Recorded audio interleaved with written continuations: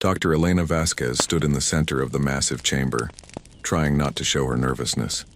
The room was bigger than a football field, with walls that seemed to stretch up forever. Strange lights floated in the air, casting weird shadows on the floor. Around her, dozens of alien beings watched from their seats. Some had too many eyes, others had tentacles instead of arms, and a few looked like walking trees with faces. This was Harmony's Edge, the most important space station in the galaxy. It was where new species came to meet the Galactic Council for the first time. Elena was here to represent all of humanity. She was the first human these aliens had ever seen. The journey to get here had taken 3 years. When humans first discovered, they were not alone in the universe. Everything changed. Radio signals from space led to contact with a peaceful alien race called the Kethani. They were the ones who told humans about the Galactic Council and arranged this meeting. Elena had spent months learning about alien customs and languages. She knew that this meeting would decide if humans could join the galactic community or if they would be left alone in their small corner of space. The pressure was enormous, but she tried to stay calm. "Dr. Vasquez," said a voice that seemed to come from everywhere at once. Elena looked up and saw the council speaker, a tall blue being with 4 arms and silver eyes. "We welcome you to Harmony's Edge. Today we will conduct the standard evaluation to determine if your species is compatible with galactic civilization." Elena nodded. She had been told about this evaluation. Every new species had to go through it. The aliens needed to make sure that humans could get along with other races and would not cause problems. "The evaluation will be performed by our most skilled telepath," the speaker continued. "Zixthara of the Velnathi will examine your mental patterns to assess your species' psychological compatibility." From the shadows at the side of the chamber, a figure approached. Elena's breath caught in her throat. The alien was unlike anything she had seen before. Zixthara was tall and thin, almost like a stretched-out human. Its skin was pale white and seemed to glow softly. It had no hair and its head was larger than a human's, but the most striking feature was its eyes. They were completely black, like looking into deep space. The Velnathi were famous throughout the galaxy. Elena had read about them during her preparation. They were the strongest telepaths anyone had ever encountered. They could read minds from across a room and could even share thoughts with multiple beings at once. For thousands of years, they had served as the Council's mental evaluators. Their touch could reveal the deepest thoughts and feelings of any creature.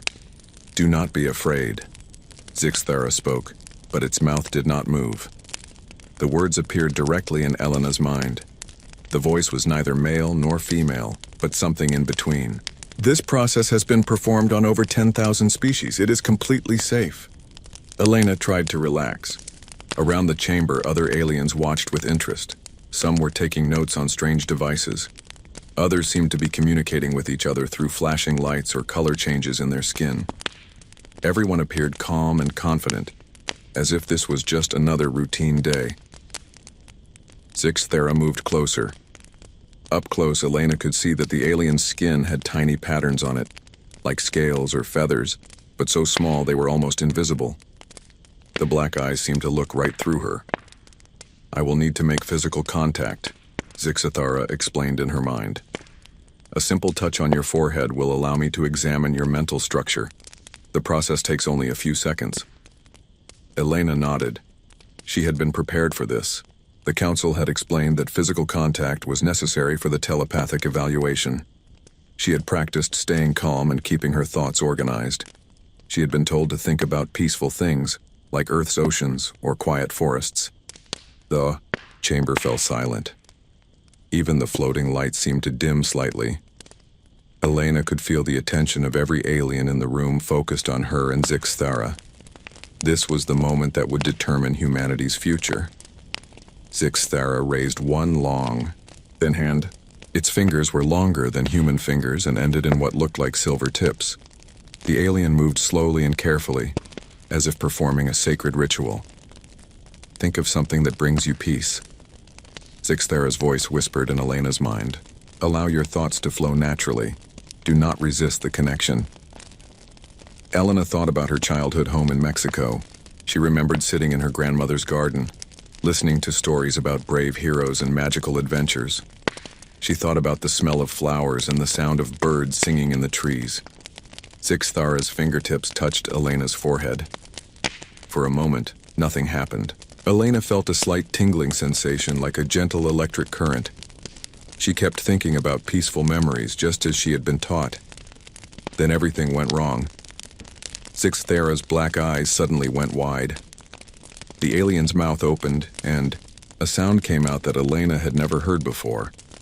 It was not quite a scream and not quite a roar, but something that seemed to come from the deepest part of terror and confusion. The sound was not just heard, it was felt. Every alien in the chamber reacted as if they had been struck by lightning. Several Veil Nathi who were sitting in the audience grabbed their heads and fell from their seats. Other telepathic species began making distressed noises.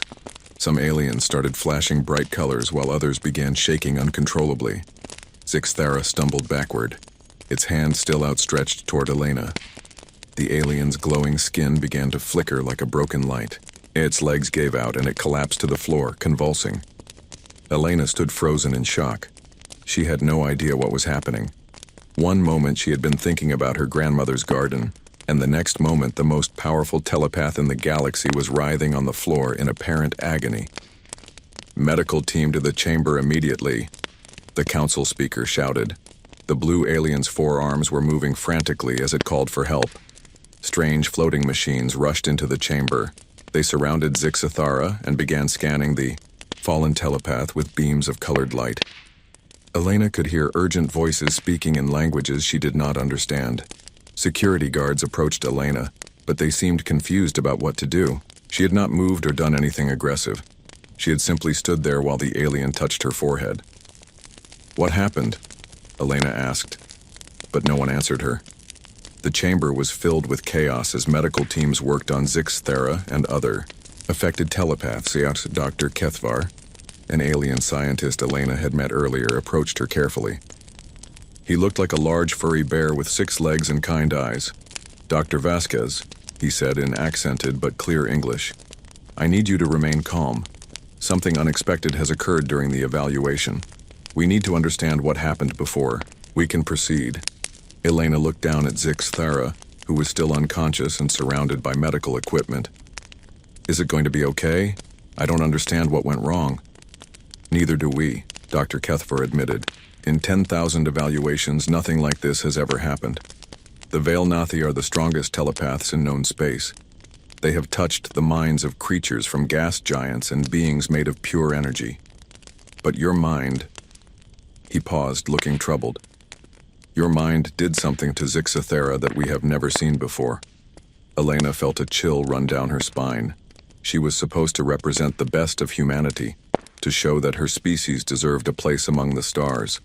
Instead, her first act had been to somehow hurt the Council's most important telepath. As medical teams carried Zixthara from the chamber, Elena wondered if humanity's dream of joining the galactic community was already over. 3 days passed before Zixthara woke up. Elena spent those days in a small room on Harmony's Edge, waiting and worrying. Dr. Kethvar visited her regularly, bringing food and updates, but he always looked more confused than before. The medical scans show no physical damage, Ronnie told Elena on the second day.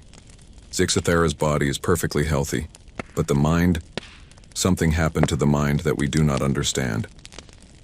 Elena paced around her small room. The walls showed images of peaceful landscapes from different worlds, probably meant to keep her calm. But nothing could calm the worry she felt. She had come here to help humanity join the galaxy, and instead she had hurt someone. On the 3rd day, Dr. Kethvar arrived with news. "Zixthara is awake," he said. "But there is a problem. The telepath is having difficulty communicating. Every time Zixthara tries to explain what happened, the words come out wrong. We need to understand what occurred during the mind touch." Elena followed Dr. Kethvar through the corridors of the station. They passed many aliens, and Elena noticed that most of them stared at her with a mixture of curiosity and fear. Word had spread about what happened in the evaluation chamber. The medical bay was filled with machines that hummed and beeped softly. Zixathara lay on a bed that adjusted itself to the alien's body shape. The Veil Nathi looked smaller and more fragile than before. Its glowing skin was dim, and its black eyes seemed to have trouble focusing. Several other Veil Nathi stood around the bed. They were all connected to each other through thin silver wires that attached to their temples. Elena had learned that this was how they shared thoughts when one of them was injured. Dr. Vasquez, one of the other Veil Nathi, spoke aloud. I am Kixandra, Zixthara's colleague. We have been trying to understand what happened to our friend. May we ask you some questions? Elena nodded. Of course. I want to help however I can. Kixandra moved closer, but Elena noticed that the alien was careful not to touch her. When Zixthara made contact with your mind, what were you thinking about? My grandmother's garden, Elena said. I was remembering sitting there as a child, listening to her tell stories. It was peaceful and happy. The Veil Nathi looked at each other with confusion. One of them spoke in their own language, making sounds like musical chimes. Kixandra translated. My colleague asks if you were thinking of only one story or many stories. Elena thought about it. Well, my grandmother told me lots of stories over the years. Fairy tales, myths, adventures. I guess I was remembering all of them at once. This caused more excited chiming among the Veil Nathi. Kixandra's skin began to glow brighter. How many stories would you say you remember? Kixandra asked. Elena shrugged. I don't know. Hundreds, maybe thousands. My grandmother loved to tell stories. And then there are all the books I've read, movies I've watched, TV shows. She trailed off, seeing the shocked expressions on the aliens' faces. Dr. Kethvar stepped forward. Elena, this might be important. Can you explain what you mean by all these stories being in your mind at once? Elena tried to find the right words. Well, when I think about my grandmother's garden, I don't just remember sitting there. I remember all the characters from her stories, too. Little Red Riding Hood, Cinderella, brave knights, wise wizards. They're all still in my head, like they're real people I once met. The room fell silent except for the humming of medical machines. When, you say they are real people, Kixandra said slowly. Do you mean you can imagine what they would say or do in different situations? Of course, Elena said. Can't everyone? Like right now, I can imagine what Sherlock Holmes would think about this situation. He'd probably say that the extraordinary nature of the event means we need to look for an extraordinary explanation. As Elena spoke, Zixathara suddenly sat up in bed. The injured telepath's eyes were wide with what looked like fear. So many voices, Zixathara whispered, speaking aloud for the first time since the incident. All talking at once, all real, all alive. Kixandra quickly moved to Zixthara's side. What do you mean, friend? What voices? Zixthara pointed at Elena with a shaking hand. In her mind, not one consciousness, thousands, millions. Every story she has ever heard lives there as real as any person. When I touched her thoughts, I touched them all. Dr. Kethvar made notes on a small device. Zixthara, can you describe what you experienced more clearly? The injured telepath closed its eyes and spoke slowly. Imagine opening a door to what you think is a single room. But instead, you find yourself in a vast city filled with people. Each person has their own life, their own thoughts, their own reality. But they all exist inside one mind. Elena felt a chill. Are you saying that when you read my thoughts, you met the characters from stories? Not met, Zixathara said. Became. For a moment, I was Little Red Riding Hood walking through the forest. Then I was the wolf hiding behind trees. Then I was Cinderella at the ball. Then I was the dragon that knights fight. All at the same time. Thousands of different lives, all equally real, all existing together. Dr. Kethvar's fur was standing up, which Elena had learned meant he was very excited, or very worried. This is impossible, one of the other Veil Nathi said. Conscious minds cannot contain multiple separate personalities without madness. We have tested thousands of species. Each individual has one consciousness, one voice in their mind. Elena thought about this. But don't you imagine things? Don't you dream or daydream? We do, Kixandra said. But our imaginings are clearly separate from reality. They are pale shadows, not living presences. What Zixthara describes is different. In your mind, the imagined beings have the same strength and reality as your true self. Zixthara nodded weakly. I could not tell which thoughts belonged to Elena and which belonged to the story characters. They were all equally alive, all equally real. It was like trying to have a conversation with 10,000 people all speaking at once. Dr. Kethvar was writing furiously. This explains the telepathic shock. Zixthara's mind was not prepared to encounter multiple consciousnesses in one body. The overload caused the collapse. Elena sat down heavily in a chair. So there's something wrong with my mind? With human minds? Not wrong, Dr. Kethavar said, thoughtfully. Different. Very, very different. Kixandra looked at Elena with new respect. Dr. Vasquez, what you describe is not a flaw. It is perhaps the most remarkable mental ability we have ever encountered. You can create and maintain multiple complete personalities within your consciousness, and you remain sane. This should be impossible.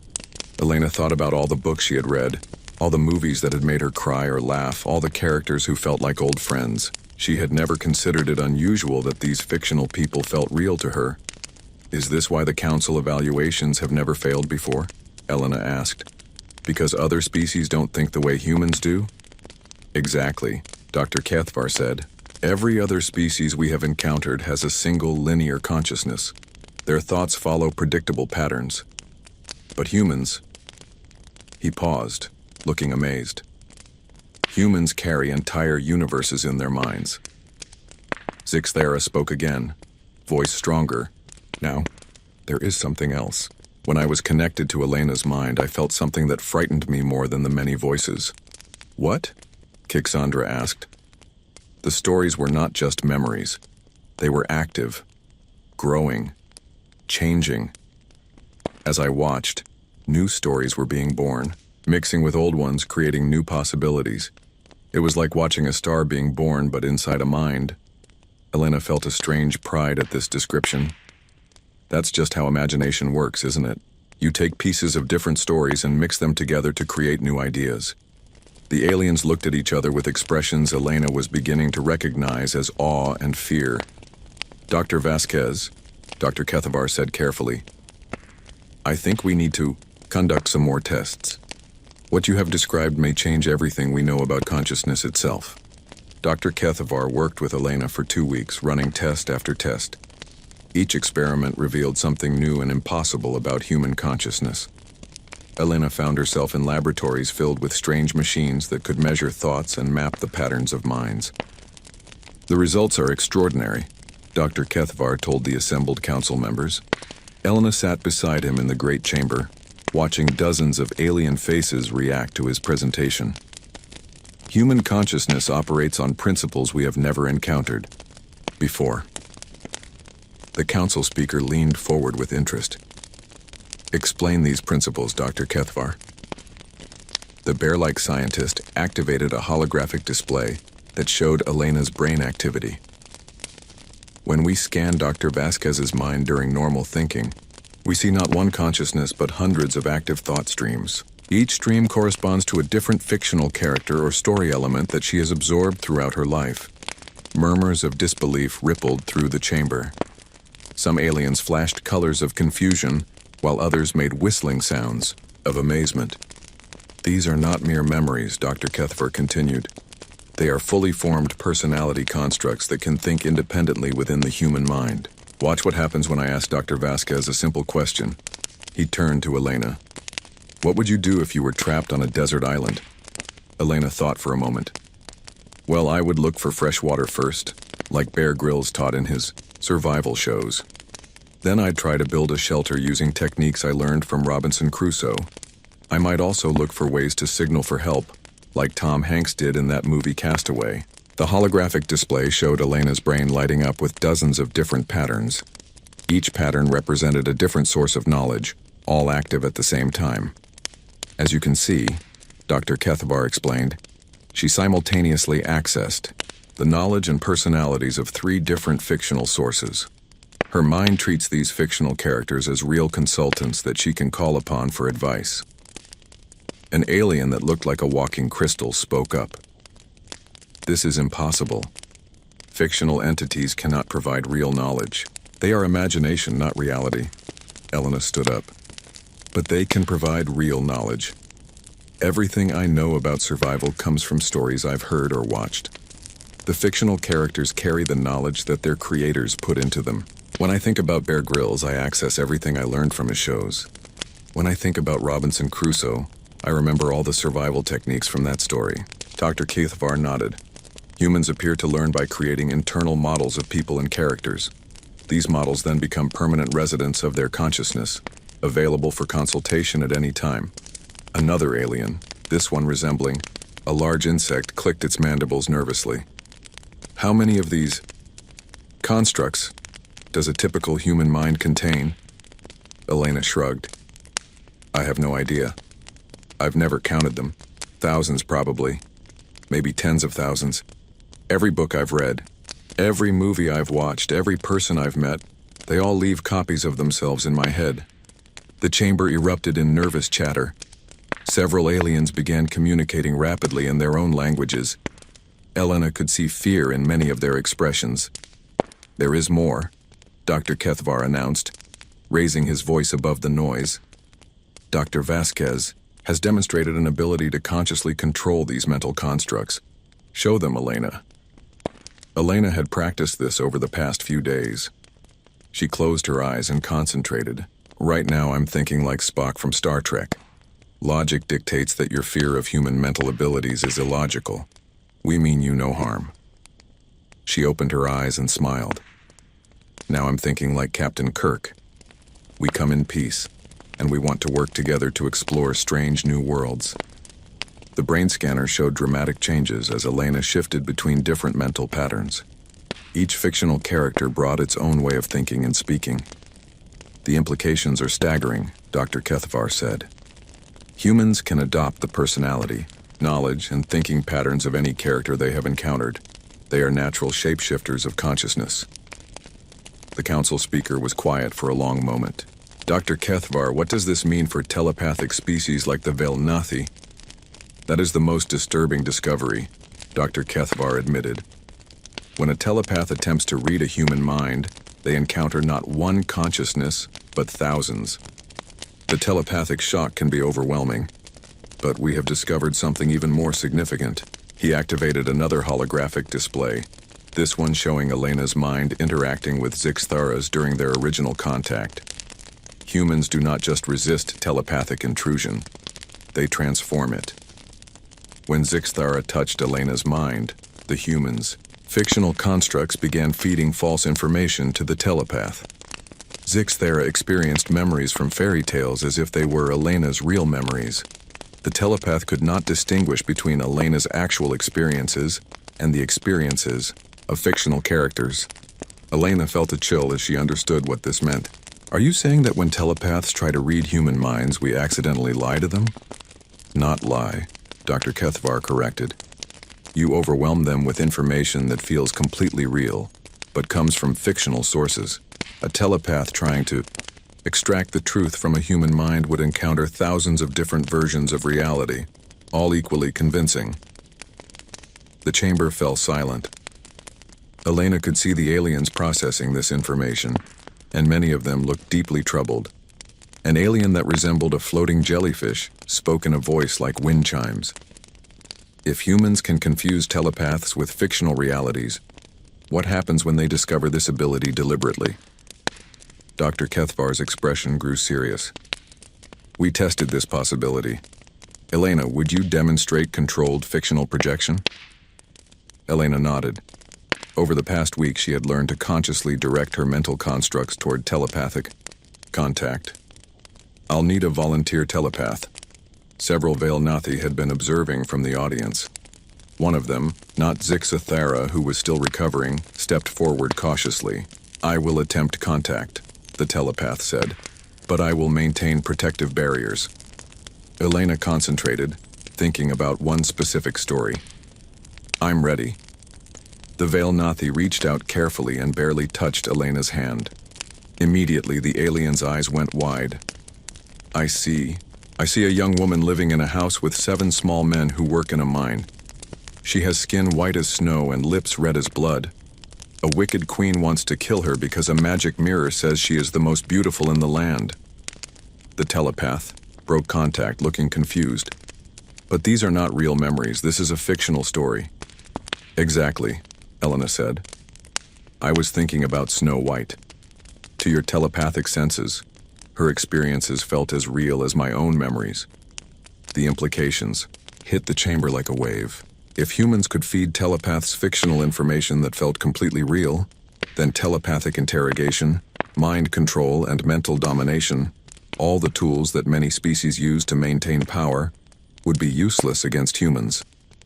There is one final discovery, Dr. Kethvar announced. Humans can share their fictional constructs with each other. Elena smiled, remembering the tests they had done. When humans tell each other stories, we're not just sharing information. We're sharing pieces of consciousness. Every time someone tells me a story, I create a mental construct based on that story. And when I tell someone else that story, I pass the construct to them. The council speaker stood up, all 4 arms raised for attention. Are you saying that human consciousness is infectious? In a way, yes, Dr. Kethvar confirmed. Humans can create shared fictional realities that exist across multiple minds. A group of humans who know the same stories will have similar mental constructs, creating a kind of collective consciousness based on shared narratives. Elena thought about all the movies that millions of people had watched, all the books that had been read by countless readers. We've been building shared mental universes for thousands of years without realizing it. Every time someone watches Star Wars or reads Harry Potter, they add those characters to their mental collection. Millions of people carry the same fictional beings in their minds. The chamber erupted in chaos. Aliens were talking rapidly in dozens of languages. Some were flashing colors of alarm, while others were making sounds of distress. Elena could see that many of them were frightened. The council speaker called for order. This session is adjourned. The council must discuss these revelations in private. As Elena left the chamber with Dr. Kethvar, she heard fragments of alien conversations. Words like dangerous, unpredictable, and threat reached her ears.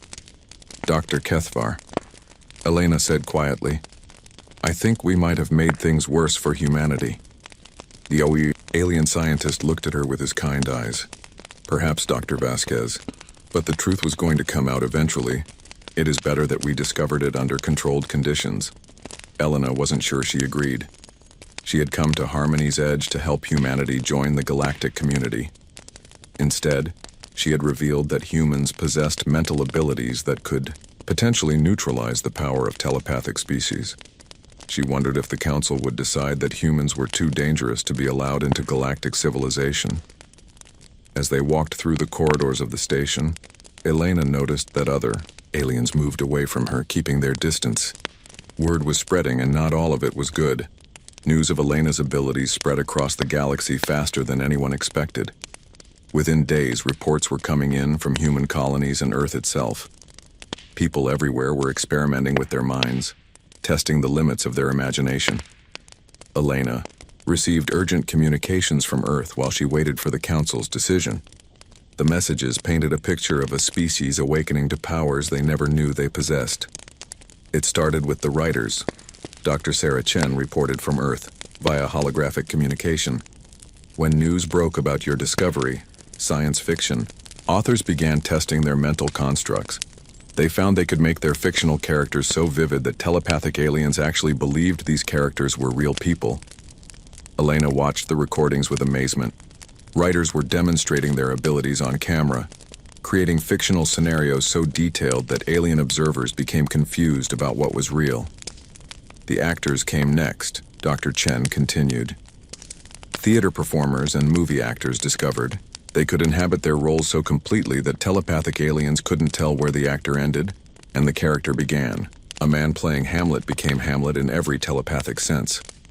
But the most surprising development came from an unexpected source. The military took notice immediately, Dr. Chen said, her expression growing serious. They've started training units in what they're calling narrative warfare. Soldiers are learning to create shared fictional realities that can confuse enemy telepaths. Elena felt a mix of excitement and worry. How does narrative warfare work? The soldiers studied your brain scans and learned to coordinate their mental constructs, Dr. Chen explained. A squad of 12 soldiers can create a shared story so complex that telepathic enemies become lost in the mental maze. They tested it against some friendly Cathani telepaths. The aliens reported experiencing a battlefield that kept changing, with enemies that appeared and disappeared, and objectives that shifted constantly. Elena shook her head in amazement. The soldiers are turning war into a kind of interactive story? Exactly. And the telepaths can't distinguish between the fictional elements and real tactical information. They become so confused by the narrative contradictions that they have to break contact. Dr. Kethavar, who had been listening to the reports with Elena, made worried sounds deep in his throat. This will alarm the Council greatly. Many species rely on telepathic advantages in conflicts. More reports came in daily. Human teachers were discovering they could make lessons more effective by creating educational narratives that students could share mentally. Medical professionals found that patients responded better to treatment when doctors used fictional healing scenarios that felt real to telepathic healers. But the most significant development happened on the mining colony of New Tokyo. There was an incident, Dr. Chen reported grimly. A group of human miners encountered a Dominion patrol ship. Elena knew about the Dominion of Silence. They were a hostile empire that used telepathic warfare to conquer other species. Their ships sometimes entered Council space illegally, capturing people for slave labor. The Dominion ship tried to use mental domination on the miners, Dr. Chen continued. It's a technique they've used successfully on hundreds of worlds. They project overwhelming telepathic commands that force their victims to surrender. Elena leaned forward. What happened? The miners had been following news about your discoveries. When they felt the telepathic attack beginning, they did what came naturally to humans. They started telling each other stories. Shared stories. Stories about brave miners who fought off space pirates and won. The hologram showed security footage from the mining station. Elena watched as 20 human miners stood together, holding hands while invisible telepathic forces tried to break their minds. Instead of surrendering, the miners began talking rapidly to each other, building a shared narrative about heroic resistance. The Dominion telepaths reported complete failure, Dr. Chen said with satisfaction. Instead of dominating the miners' minds, they encountered a collective fiction about unstoppable heroes. The story was so vivid and convincing that the Dominion forces began to believe it themselves. They retreated in confusion. Elena felt a surge of pride. Humans weren't just defending themselves. They were turning their attackers' weapons against them. But the news wasn't all positive. The Council is in emergency session, Dr. Kethavar informed Elena. Many species are demanding immediate action.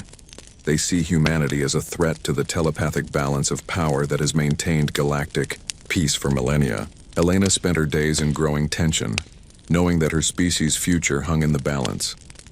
Some council members visited her, asking questions about human abilities and intentions. She tried to convince them that humans wanted only friendship and cooperation. Then Zixthara requested a private meeting. The Veil-Nathi telepath had recovered from the original incident but still looked fragile. They met in Elena's quarters, with Zixthara maintaining careful distance. Dr. Vasquez, Zixthara said, I need to understand something. When your species shares these fictional constructs, do you lose control of them? Elena thought carefully about the question. What do you mean? When multiple humans create a shared story, does the story begin to exist independently? Can it grow beyond what its creators intended? The question sent a chill down Elena's spine. She had been so focused on the practical applications of human mental abilities that she hadn't considered this possibility.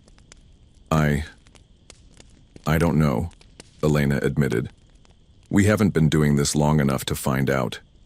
Zixthara's black eyes showed deep concern. During our original contact, I experienced something that still troubles me. Within your mind, I encountered fictional beings that seemed to have their own desires and goals, separate from your conscious intentions. They were not just memories or tools. They were independent entities living within your consciousness. Elena felt a new kind of fear. Are you saying the characters in my head might be alive? I do not know, Zixthera said honestly. But I fear what might happen if millions of humans begin creating shared fictional realities. What if these shared stories become so detailed and widespread that they achieve a kind of independent existence? Before Elena could respond, alarms began sounding throughout the station. Emergency lights flashed as a voice announced, "All personnel to stations. Unidentified ships approaching. This is not a drill." Elena and Zixthera rushed to the observation deck, where they found Dr. Kethvar and other council members watching the approach of a massive fleet. The ships were dark and angular, designed to inspire fear. Dominion of Silence, Dr. Kethvar said grimly. Their entire Sixth Fleet. They must have learned about the mining incident. Elena counted at least 50 ships, each one larger than Harmony's Edge itself. What do they want? The answer came in the form of a broadcast that filled the station's communication systems. The voice was cold and emotionless, speaking in perfect galactic common language. Beings of Harmony's Edge, we come to claim the humans. Their mental abilities represent a threat to galactic order. Surrender them immediately, or face the consequences. Elena felt her stomach drop. The Dominion wasn't here to negotiate or study human abilities. They were here to capture or destroy humanity's representatives. The Council must decide, the speaker announced over the intercom. Do we surrender Dr. Vasquez to preserve peace, or do we risk war to protect a newly discovered species? Elena looked out at the approaching fleet, each ship bristling with weapons designed to break minds as well as bodies. For the first time since arriving at Harmony's Edge, she wondered if humanity's greatest strength might also be their greatest weakness. Zixthera, Elena said quietly. If the Dominion captures me, will they be able to use human mental abilities against other species? The telepath's expression grew dark. If they learned to control human consciousness, they could create fictional realities powerful enough to dominate entire worlds. They could turn your greatest gift into the ultimate weapon of conquest. Elena realized that humanity's fate was no longer just about joining the galactic community. It was about preventing their unique abilities from falling into the hands of those who would use them to enslave others. The Dominion fleet continued its approach, and Elena knew that everything was about to change. The council chamber had never seen anything like it. Representatives from hundreds of species argued frantically as the Dominion fleet drew closer. Some demanded that Elena be surrendered immediately to avoid war. Others insisted that humanity's abilities were too dangerous to fall into Dominion hands. Elena stood in the center of it all, knowing that her next words might determine the fate of her entire species. I have a proposal, she announced, her voice cutting through the chaos. The chamber fell silent. Even the floating light seemed to dim as every alien focused on her. The Dominion wants to capture human consciousness abilities for their own use, Elena continued. But they don't understand what they're trying to steal. Let me show them exactly what human imagination can do when it's used to defend rather than attack. The council speaker's forearms gestured nervously.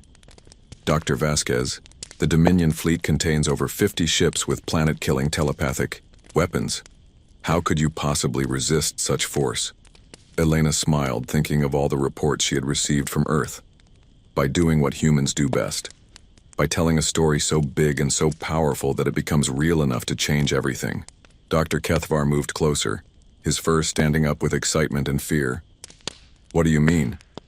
I need to contact Earth immediately, Elena said. And I need every human in council space to participate in what we're about to do. Within an hour, Elena stood before a hastily assembled communication array that could reach every human colony and Earth itself. The Dominion fleet had stopped just outside weapon range, waiting for the Council's response to their demands.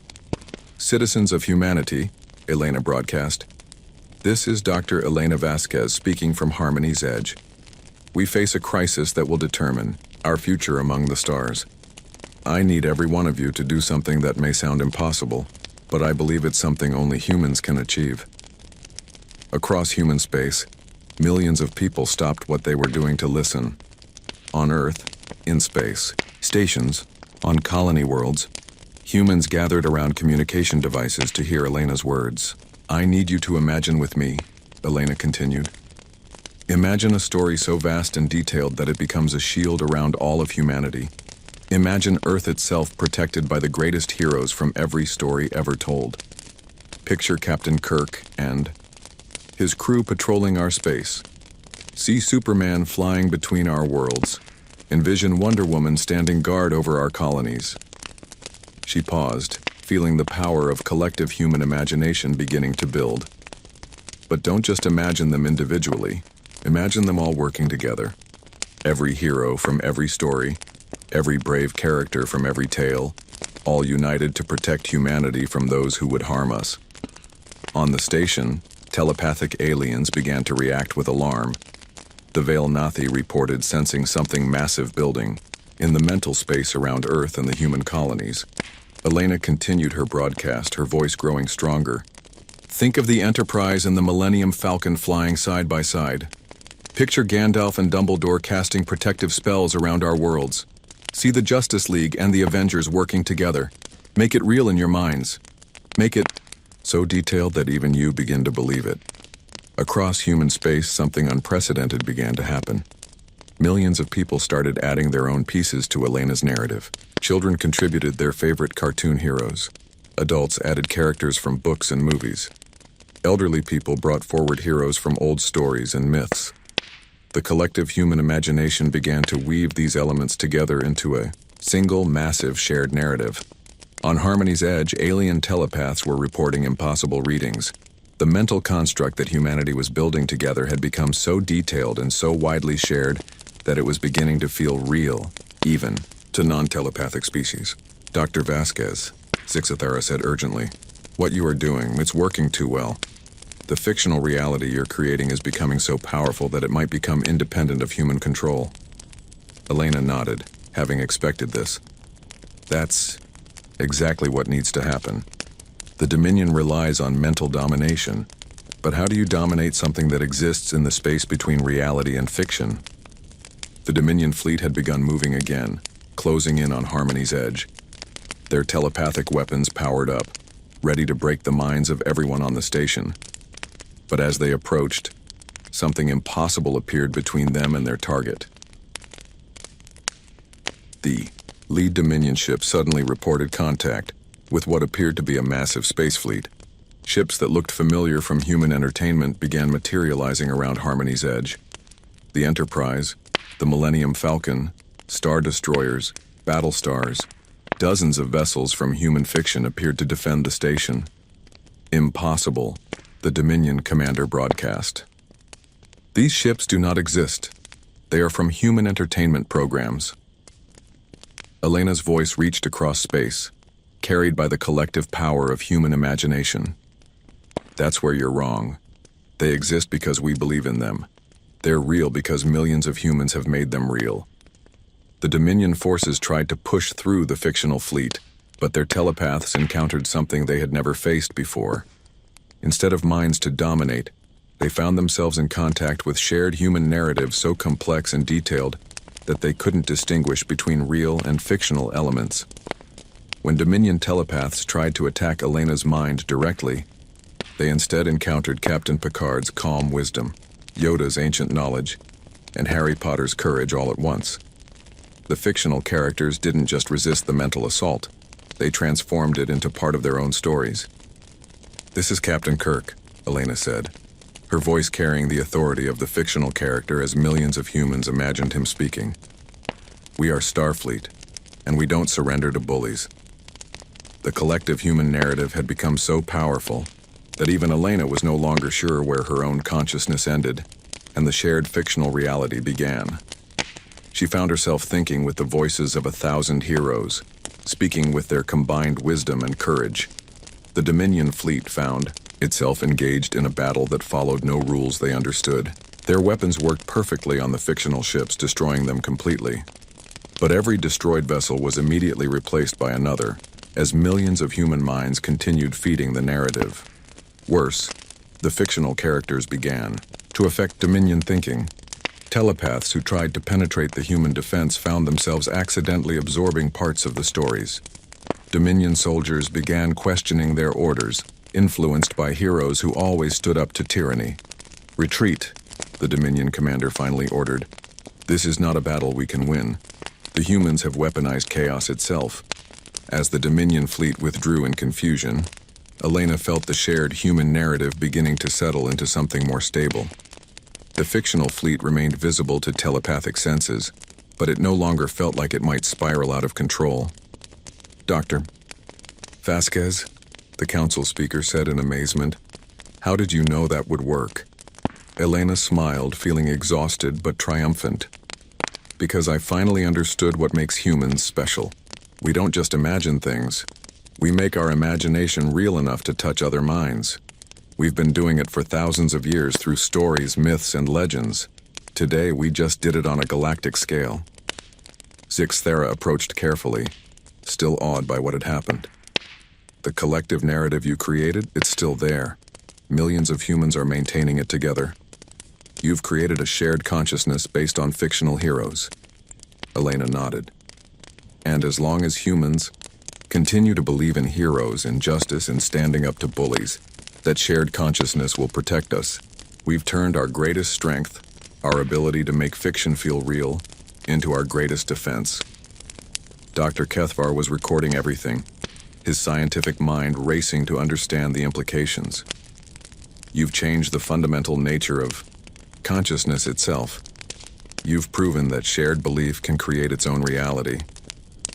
In the weeks that followed, the galaxy began to adapt to a new truth. Humanity was not just another species joining the galactic community. They were a species that could make their dreams and stories real enough to affect the physical world. The Council formally welcomed humanity, but with a new understanding. Humans weren't just citizens of the galaxy. They were its storytellers, its dreamers, and its guardians against those who would use mental power for evil. Elena remained on Harmony's edge as humanity's first ambassador, but she was no longer alone. She carried with her the voices of every hero humanity had ever imagined, and she knew that as long as humans continued to tell stories, those heroes would be there to help. When young aliens asked her how humans had defeated the Dominion, Elena would smile and say, "We told them a story so good they had to believe it. And once they believed it, it became real enough to save us all." The age of telepathic domination was over. The age of narrative reality had begun, and humanity stood at its center, proving that sometimes the greatest power is not the ability to control minds, but the ability to inspire them with dreams worth believing in.